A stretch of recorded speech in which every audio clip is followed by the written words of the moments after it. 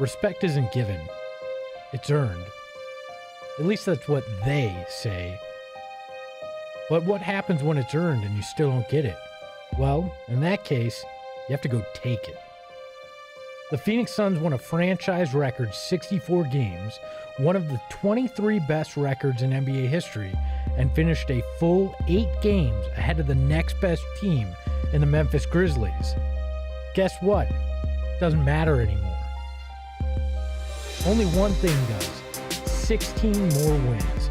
As Monty Williams once famously said, everything you want is on the other side of hard. For the Suns, the respect, the accolades, and yes, the Larry O'Brien trophy sit on the other side of those 16 victories. For the first time in franchise history, the Suns seem to have the most legitimate shot to reach the apex of the NBA mountain. Through 82 games, they have the league's best overall net rating with a top 3 defense and a top 5 offense, and they are easily the most complete team we've ever seen in the Valley.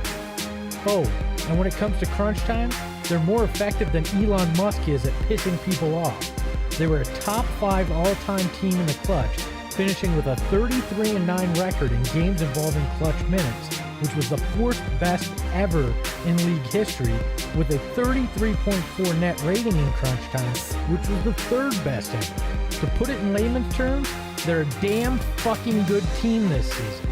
So consider the next 2 months a coronation of sorts. The validation of what this team has shown since going 8-0 in front of no one in Orlando. All it will take to get there?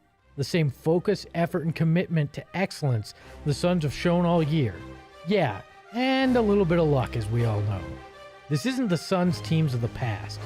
They're the hunter and not the hunted, the dominant force and the immovable object. They're not a really good team with the greatest of all time in their way. They're not a revolutionary offense that forgot there was a second part of the game. Nope, this is a different breed of basketball. The kind that helps a point guard accomplish his crowning achievement, that propels D-Book into superstardom and the undisputed best player in franchise history, that turns a former #1 pick into a fan favorite, and that makes legends out of 15 men and their coach in the desert. 16 more wins is what it takes to gain the ultimate honor. As Phoenix Suns fans, we ain't finished. We're just getting started. So buckle up, because it's time to go take some respect.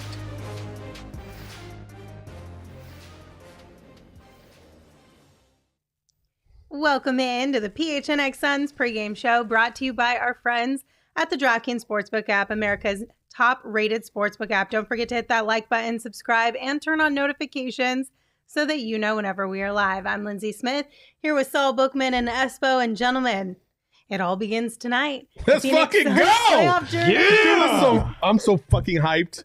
Nice job, Espo. Fucking nice job. It's gonna be, this is what we've all been waiting for so long. It's finally here. I'm not gonna lie, I've got a little bit of butterflies in my stomach right now. Things are a little more serious. Real. I was saying that the last game of the season, where I was like, Like it hit me like this is now is when what we've been waiting for all season long. Like we knew we were going to get to the playoffs. I mean, we were fairly confident, and we didn't know we were going to be the number 1 seed, and we just dominated all year. And now it's like, okay, well, you set the table and you set the bar pretty high during the regular season. We got to finish the job this year. We got to finish the job. So, yeah. 53 years we have never sat in a moment like this when it comes to the Phoenix Suns.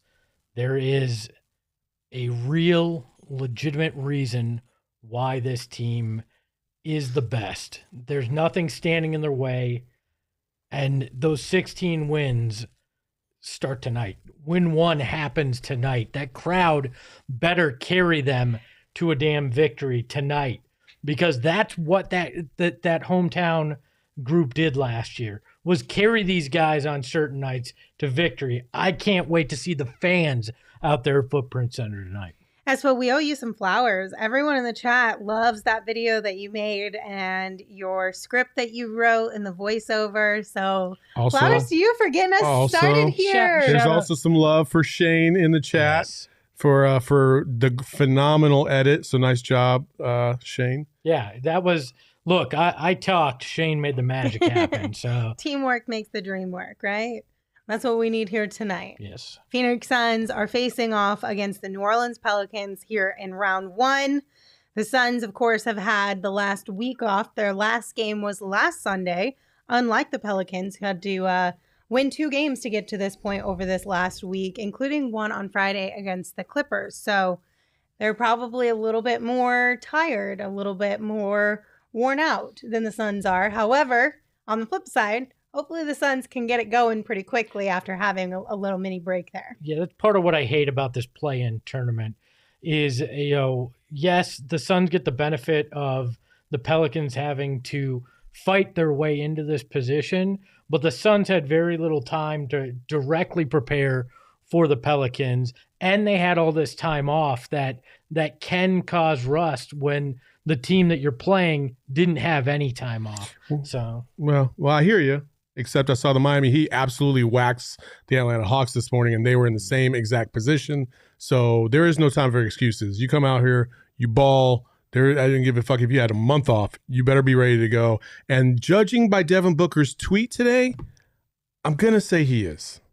Let's go ahead and show that tweet that Devin put out today. This was about an hour after the awards finalists were announced. So you guys tell me, was it in response to that? Yes or no? But he said, "Mama, look at your son. What happened to my smile?" Of course, this is a lyric from a Jay-Z and Kanye West song. It's not Devin's words here. Called Welcome to the Jungle. Yeah. Which is what the playoffs tend to be. So I think Devin's ready. And I think Devin's a little tired of...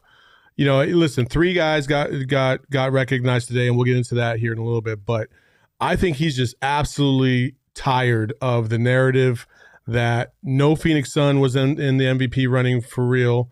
I think he's tired of the Suns being viewed as this nice story, but maybe not really a serious championship contender, even though people will sit there and say, well, they finished with the number 1 overall record, but the Memphis Grizzlies, but the Warriors last night, look how great they looked against a shitty Nuggets team. Like, it's a constant moving of the goalpost, and Devin Booker's ready to squash all that and put it to bed and say, you know what, we're going to be the champions. You better recognize it now. You remember the movie in the 80s, Rambo? Where he's getting ready for battle, and he's putting the eye black on, and it's like, I'm going out there into the jungle, and it's on. I felt like that tweet he was just like, I'm warning each and every one of you, that smile's gone. Mm-hmm. I'm coming for you. There will be blood. Like, I feel like that's what that tweet was Devin Booker making the announcement to the rest of the NBA that it's on right now. So we'll talk a little bit more Suns Pelicans, I think, but since you brought up the MVP finalists were announced, I feel like maybe we can jump to that. Are you guys okay with that? Absolutely. So the 2021-2022 NBA Awards finalists have been announced, and we did get 3.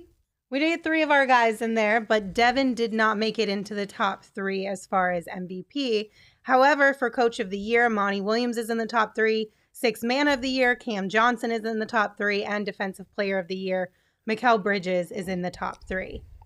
I'm happy that at least we have these finalists, because Devin being 4th on that MVP list, I think was not a huge surprise to a lot of us. If he's 4th, obviously we don't know. Yeah, I'm assuming if he's 4th. Yeah. I listen. It's not a surprise in terms of MVP vote. That's largely what's been out there anyway for most of the country. There was a few sprinkles here and there of some media peeps that said they voted for Devin Booker number 1 just because he is the best player on the best team. But I'm actually a little surprised that Cam actually did make it through to the top 3 in 6th man. I just felt like they were going to screw him because he missed the last couple weeks of the season. But I think overall they got those right.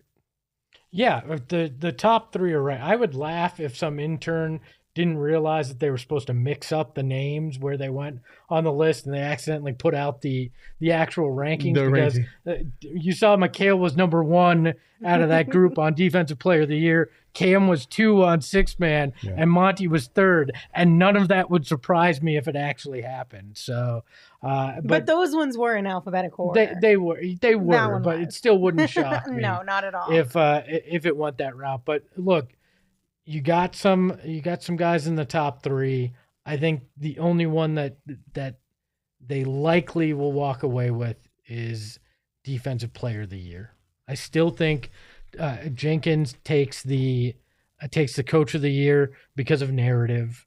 I don't think Cam, because of the injury and the time you missed at the end, will get 6th man. But I think Defensive Player of the Year is Mikal's. I think they were smart enough. I think it's going to be close for Mikal. I think it's going to be really close, but I do think he'll pull it out. And I'm actually going to disagree. I actually think that Monty, and it's not just because I think if the Suns were, a game or 2 ahead for the number 1 seed, I think normally, you'd give it to Taylor Jenkins for sure. But they finished 8 games ahead of the next closest team, which was Taylor Jenkins's Grizzlies team, and they were one game away from tying the 92 Bulls for having the most the biggest differential from 1st to 2nd place, or even just the second best team in the NBA at the end of the season. So I think Monty has coached one of the more historic regular season teams of all time, and he should get rewarded for that. I agree. I'm putting maybe trying to manifest this right now. I do think there is a very good possibility, and maybe I'm just trying to be overly positive here, that Mikal and Monty both win in their respective categories. And I think that a lot of it might have to do with just kind of now that the season has wrapped up and they've been able to kind of take a step back a little bit and look at the totality of what each team has done. Hopefully they'll be like, oh, wait, actually, you know what? I wasn't paying attention to that before, but I probably should have when figuring into or factoring in how I'm voting here. So I have a small amount of hope, a medium-sized amount of hope that Monty Williams and Mikal Bridges will both win. I don't think Cam Johnson will win 6th man of the year, but I am glad to see that he's on the list and one of the finalists as well. Yeah, sure. I think top 3 makes sense for him. If he hadn't gotten injured, I think there was a chance that he carried the momentum. Yeah. To at least being a top 2 in it, but we'll see. There's bigger things to worry about because those awards get announced after the fact, and right. It's time to go out there and actually take care of bigger things. And also, Cam earlier in the season when they had some of these primetime matchups, didn't play his best. Mm-hmm. So, you got to take that into consideration. I think both of those things are going to end up hurting him in terms of 6th man of the year. But the other 2, that's no question. But if Cam remains the first guy off the bench for the Suns next season, I could see this being his award next year for absolutely. Sure. Just with the amount of growth that we expect to see from him next year. You know what I mean? But I don't want to get too far ahead of myself there. All right. I love the chat talking about what mode book is going into. I think it was Manuel in the chat talking about it's more man on fire. It's between them and them and God, and it's just our job to arrange the meetings. So There you go. yeah, I'm looking forward to what Devin Booker has cooked up for not just the New Orleans Pelicans, but anybody else in their path this playoffs. I mean, it's definitely going to be a lot of fun to watch Devin, and just the amount of energy, and he's just so elite, especially in these kind of big games, these prime time moments that is the playoffs. DeAndre Ayton, I've said this before, I'm so stoked to see him throughout this playoff because he stepped it up so big last year, and I think he's ready again this year. He's been talking about how excited he is for this type of a moment and these type of games. It's gonna be a lot of fun. It's gonna be a lot of fun. It's gonna be really nerve-wracking as well, though. He has a tall task, no pun intended, with Jonas Valanciunas, though. This is true. Playing him, he's average. He only played in 2 of the 4 games that they played against the Pelicans, but he only averaged 5 rebounds per game. You need more out of DeAndre Ayton in this series if you're gonna pull it out as easily as most people think they will. So we've heard a lot of talk from DA over the last week about how excited he is, that if you talk smack, we're gonna smack you. Was one of his quotes. But it's put up or shut up time for DA. He needs to step up and show, hey, I'm that same guy you saw in that playoff run last year. And I don't care if it's Jonas. Jonas. I was going to say Giannis, right. Jonas, Jokic, whatever these guys. Any combination of the 3. Any of them. I feel a hybrid baby showing up sometime soon. Any of them, he'll take care of them. He's got to go out there with that mentality. And I hope game 1 is where he sets that tone, where he makes it very clear you're not getting easy offensive rebounds, you're not getting easy second chance points, and he dominates down low. So I know we did an entire show last week kind of previewing this matchup, and we won't spend 45 minutes here previewing it, but some key factors for you guys. What are the most important things to you throughout this series? You got to slow down Brandon Ingram. To me, he's the main key because I think CJ McCollum he's going to get 20, 25, maybe even 30 some nights. But Brandon Ingram can get you 40 if he's feeling really, really good. And if he has one of those games, it's going to be very, very tough for the Suns overall.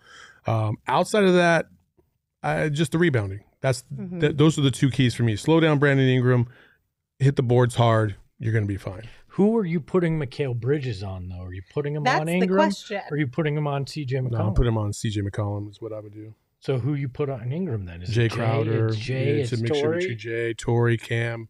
Yeah, the all 3. I think regardless of who you start Mikal Bridges on, you have to leave space to be able to adjust. Oh, they will. Just based on what happens, right? If you start on CJ and then Brandon starts going off, then you got to move Mikal over there because Brandon Ingram he's tall.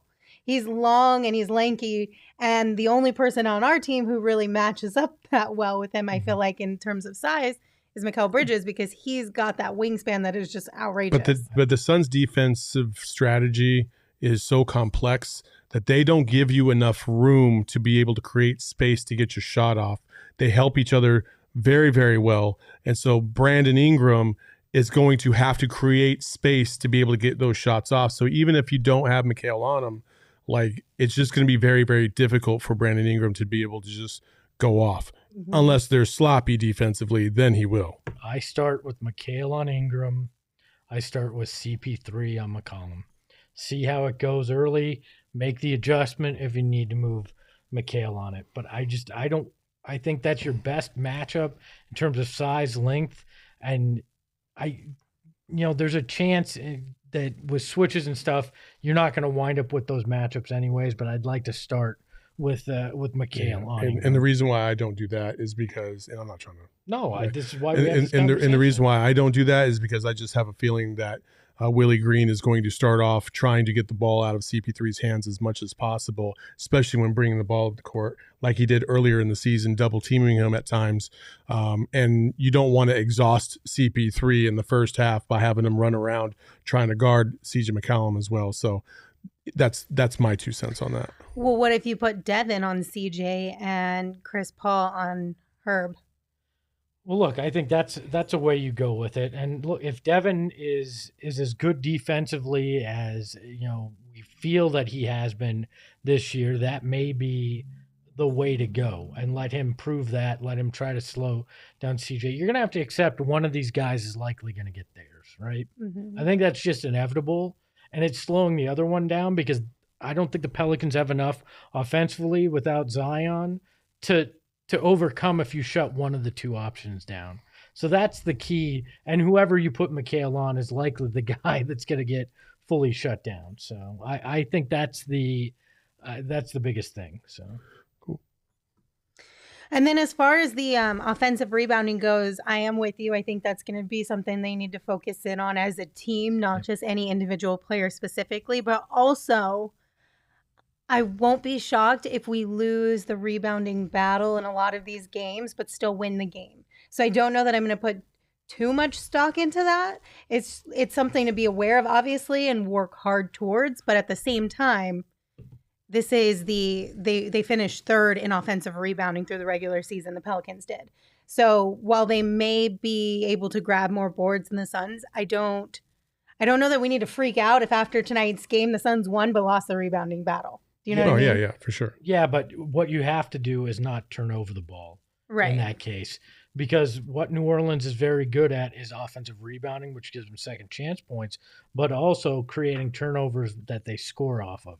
If you have to take one of those two away, because those are your two, those are the two things that could really trip you up. And offensive rebounding has been that thing for this team a lot this year. You can't turn over the ball and give up the offensive rebounds. You're playing right into New Orleans. Well, that's what Metal Mike is saying in the chat as well. He's like, if I see them staring at the ball and don't have a body on a man, I'm going to start yelling, which I think is the sentiment of a lot of us is, you just got to listen. Don't let dudes just run free to the basket to get rebounds. Like, you got to put people on their ass in the playoffs. And listen, the Suns know that. They know that the playoffs are a completely different animal. You've seen it already through 6.5 games, how physical it's been and how intense it has been. It's like people forget until they see it. They're like, oh, yeah, I forgot. This is the playoffs. Like, it's a little bit different than the regular season. And we're about to see that again tonight. Yeah, hopefully it'll be a light whistle tonight and let the guys play, get a little more physicality out of the teams. Shout out to Manny in the chat with the super chat, dropped a $16 super chat for 16 more wins. Thank you, Manny. We appreciate your support. And we just need 16 more. That's it. We're almost there. All right, a couple more things to note from tonight's game. Everybody just inhale and exhale. Hit that calm app at halftime, whatever you need to do. As far as the injury report goes, it's looking pretty light, which is a good thing. For the Phoenix Suns, Dario is the only one on the injury report. Landry Shamet was questionable with a left foot sprain, but he is available to play tonight. On the Pelicans side of things, obviously Zion Williamson is still out, and then Kira Lewis Jr. is out as well. And then Landry, I'm glad that he's available to play. Likely probably not going to see too much of him. Probably very limited minutes from Landry. But I am not mad that he's available. Always better to have more people to turn to in case you need it than not. Okay, guys. I hope we don't need it. Fair. So there's a couple things you guys saw on the internet over the last 24 hours that you want to talk about. So I'll let you start with yours. First of all, I know there was a lot of chatter about the way the Timberwolves handled their first win of the playoffs, or the play-in, I guess you could say. And then they absolutely housed the Grizzlies yesterday, which was pretty cool. But okay, Minnesota, you're about to take an L hard right now, because this graphic right now with Pat Bev and the mascot saying, quote, people don't like to be touched, and I like touching a lot of people, and their hands are placed in not a very good spot. Let's be clear, the team didn't put this out. No. Like, this was who was it by? Clutch Points. Yeah, Clutch Points with a big L tonight for the Minnesota Timberwolves. That was just an awful graphic. It's not a lie, though. Pat Bev does like to touch people a lot. He does. And in inappropriate ways, just not that kind of inappropriate ways. Usually it's shoving people in the back or being a real asshole. For sure. That. And Luckily, not our problem this round. No, not to the Western Conference Finals. Honestly, I feel like Clutch Points takes an L on that because that's like the epitome of clickbait. Oh. Like that's Clutch today's Points. version of clickbait. For sure. And like, bro, come on.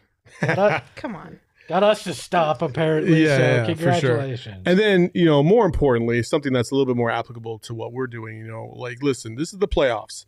And playoffs have a tendency to get physical. Mm-hmm. And for those of you who didn't remember, and shout out to Mike Vigil, who put this out on Twitter, I think today or yesterday, just a reminder that Brandon Ingram and Chris Paul are not friends whatsoever. And we have this nice little reminder of that right here. I think at some point, no. Okay, there it is. Yeah. So we might want to rewind that a little bit because we missed the first part of that. Brandon Ingram and Chris Paul getting in a scrum. He throws a cheap shot. He just straight up came into that kerfuffle hot. Yeah, kerfuffle. Yes, absolutely. Chris Paul, not happy about that. He's lucky his friend LeBron was right there to calm him down. Chris said, I don't give a damn about no banana boat. You get your hands off me. That's what he's saying to LeBron. I don't think that was what he was saying. I can read lips. That's exactly what was happening there. That's not what was being said. And he said, "And Space Jam 2 sucked, you asshole." Even though that was 3 years before. Yeah. But yes, okay. All right. He knew what was coming. Oh, did he? I hope we don't see that exactly. I would love to see a fight. Yeah. No. That's how suspensions happen. Yeah, games you shouldn't No. Suspensions don't happen when you fight. Suspensions happen when you act like you're going to fight and barely step on the court and then come off. That's fair. That happens too. Why do we pass? Oh, we got to go there. Don't we? I'm still going to pass on all of that. I will take the intensity levels. I'll take that. But that's about as far as I'm willing to go with this one because we're just testing fate by playing around with that. That's why you have Ish Wainwright on the playoff roster. He can go in and take care of some business if needed. There you go. Throw an elbow or something. That's fantastic. All right, gentlemen. Let's get into some bets, some betting here. First and foremost, Espo, what does Vegas think about tonight's game? Our friends over at the DraftKings app think the Suns have a double-digit likelihood of winning this game. They're favored by 10 tonight over the New Orleans Pelicans. And to me, that feels about right. This feels like the kind of game where the Suns just come out and make a point to not only the Pelicans, but the national audience watching on TNT as well. And then what gambles are we going to make tonight? I went pretty simple, not lofty expectations. I went 14 rebounds for each Valanciunas and Ayton, plus 800. I do think DA, listen, we've talked all season long about how DA turned it on in the playoffs last year, and we're all assuming that the same thing is going to happen this playoff. And it's going to happen. It better happen. Otherwise, we got bigger problems. But I think Aiden is going to set that tone tonight. And Valanciunas is just a piece on the boards anyway, so he's probably going to get his. I went with McCollum and Book each having 30 points tonight. I think New Orleans is going to need that if they want to have any shot in this series, is CJ playing that kind of way.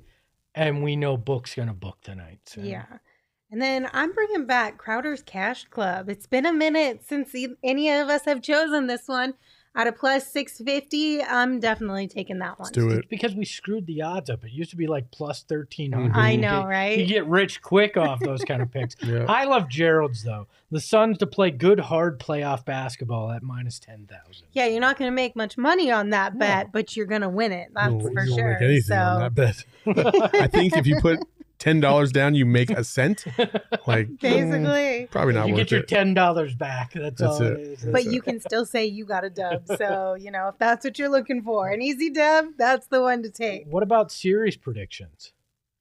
Now's the time to make it. You can't make it after this. So I think I said Suns in 5 earlier, so I'll stick with that. Yeah, I don't recall which one I said, but part of me wants to go Suns in 4 now. I'm feeling it. I said before that this was the one matchup that I did not want to see. I much rather would have played the Clippers than the Pelicans. So the familiarity probably gives the Pelicans one victory. Yeah. With Willie Green.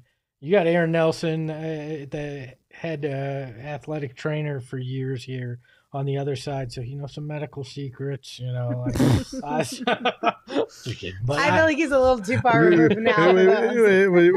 Dave Griffin was here 15 years ago. Espo had either said it on Twitter or he put it in our chat, and I was like, none of those fuckers play. It doesn't matter. I'm not saying that it mattered. I just meant those were people who used to be part of the organization, Dave Griffin too, and aren't anymore. So it means something to them. I'm not saying that swings the series or has any impact. Well, there is a personal level to this series that goes beyond. I would also say the vice versa, because the one guy that is playing, that has played for both teams, is Chris Paul. Yeah. So there's that. The city of New Orleans means something to him as well. So which one are you going with, Suns in 5? I'm going to go Suns in 5. I think the Pelicans get one win, but it sure as hell ain't going to be tonight. If the Pelicans get one win, I will say this. If they get one win, that one win will only be in Game 3. Because if they lose Game 3, as we all know, especially if the Suns win the first 2 and then they win 3, it's a sweep. Okay. Our chat is pretty split, Suns in 4 and Suns in 5. I don't think I've seen a single Suns in 6, so that's a good sign. We're all feeling pretty confident. We're all on the same page here. I just don't feel like I can say Suns in 4 anymore without feeling dirty. No. So even if I think it's a sweep, you'll hear me say the Suns will sweep. I will not be saying Suns in 4. Yeah, I don't know how everybody else feels about that. Like the whole Suns in 4 thing. Like, are we still hyped about that or not? Like, I was over it last year. I mean, I feel like I was over it when we started saying it to Milwaukee and get after Game 2, and I was like, bro, what? No. I feel like you can use it when you're speaking about predictions legitimately. But if you're using it as like a battle cry, that was just last year. It needs to stay in last season. Yeah. It was cringe. Whole thing. Yeah. It's Chat not like seems that. to be agreeing with us, Metal Mike and Patrick, both saying they don't like it. So yeah, if you're just talking legitimately by giving your prediction for a series, that's fine. But I think that's the extent of it. Fabio, how does Espo feel about counting money in the stands? Don't be a douchebag is how I feel about it. I think go to Scottsdale if you want to be like that. That one was worse. Oh yeah, that one was hey, worse. We're all a bunch of assholes here. Look at us. Yeah, that one was bad. Worse. Bootsy saying Espo acting like he's clean. I never said I was clean. Just said that makes me feel especially dirty. So, all right, gentlemen, good pregame show. Thank you guys all for joining us and tuning in and chatting with us in the chat. Don't forget, we'll be right back here right after Game 1 wraps up. So plan to come hang out with us. Until then, enjoy the game. You can join us on Twitter at PHNX_Suns. Or in our GoPHNX.com members only Discord if you are a GoPHNX.com member. If you aren't one, now is a great time to become one. You can get your first month for 50 cents or a t-shirt of your choice from our locker for free, whichever option you choose. All right, we'll see you guys soon. Bye. PHNX. Hey yo, my lifestyle is retro. Tell the Phoenix Metro. Megas in control and he ain't never gonna let go. PHNX though, Lindsey, Gerald, Espo. Saul pass the ball, we here to turn up the tempo. Got to understand me, I'll always rep the